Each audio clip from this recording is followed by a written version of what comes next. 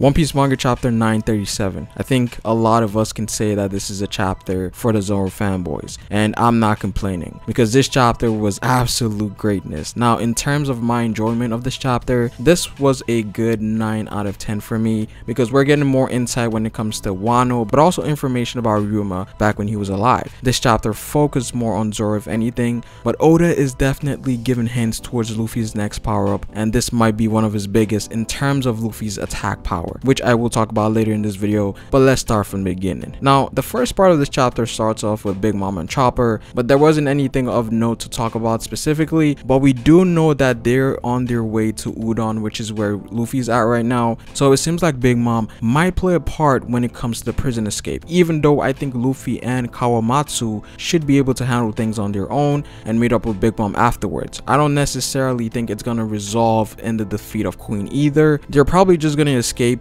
and the battle in Onigashima is where we might see Queen again, depending on how things go. But it seems like Oda is setting up a meeting between Big Mom and Queen with the whole Ashiriko, but we'll see how that plays out. Now, as most of us expected, no one in the prison is really going to be a match for Luffy with the sea stone shackles off at this point. The only person in there that has the power to push Luffy is going to be Queen, so that's what I think it's eventually going to come down to, and that is when I think Luffy might display the end result of his training using Gear 4, possibly Tank Man, the normal version, given that that's Luffy's heaviest form in Gear 4, and I think that would make it a perfect matchup for Queen. Now, he talks about Rayleigh in this chapter, and when we get those Rayleigh flashbacks, you guys know what time it is. We're going to see Luffy develop or gain a new ability, which is going to help Luffy's arsenal. Now, in this case, it's very likely that he's talking about advanced armament Haki. We got advanced observation with Whole Cake, so I think it's safe to assume that we're going to get advanced armaments in Wano. Now, Luffy states that Rayleigh was able to deflect the elephant's attack without having to touch it physically, and I think this was at the beginning of his training. Now, I'm pretty sure as we get more chapters pertaining to Luffy's new powers, we're gonna see more chapters with the Rayleigh flashbacks explaining in detail what this new form of armament is capable of or what it is. But from what it seems like, the advanced version of armament might give the user the ability to extend their Haki outside of their body or produce some type of shockwave type effect, and this is going to be so devastating because if Luffy learns this Haki in his base form, Gear 4 is gonna have a massive boost in attack power because armament is heavily used in all of his forms in Gear 4, but it might also come with the downside that it might drain his Haki a lot quicker. But even then, Luffy's attack potential is definitely going to increase tenfold once he gets this new level of armaments, and this is perfect given what we're going to be facing in Wano.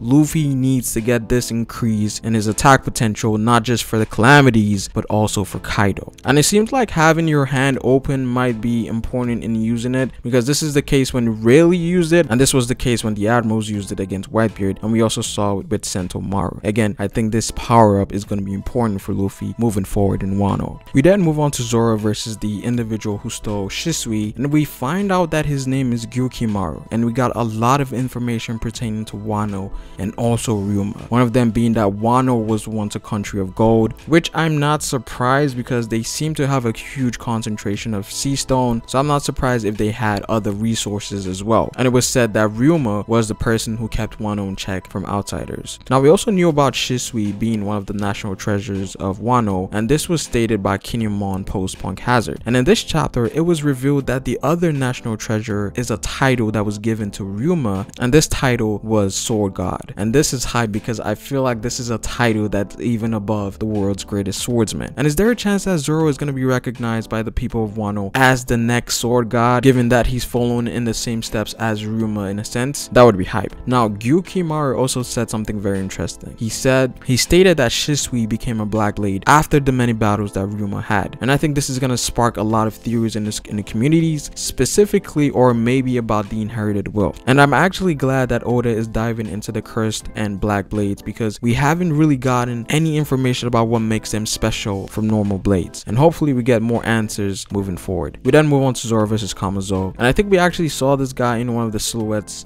back in chapter 926, and he was the person who was pretty much going around murdering people, and he was here to kill Otoko because of what happened in the castle. And I have to say, it was so refreshing seeing Zoro fight again, and I think this is a reminder of how vicious of a fighter Zoro is.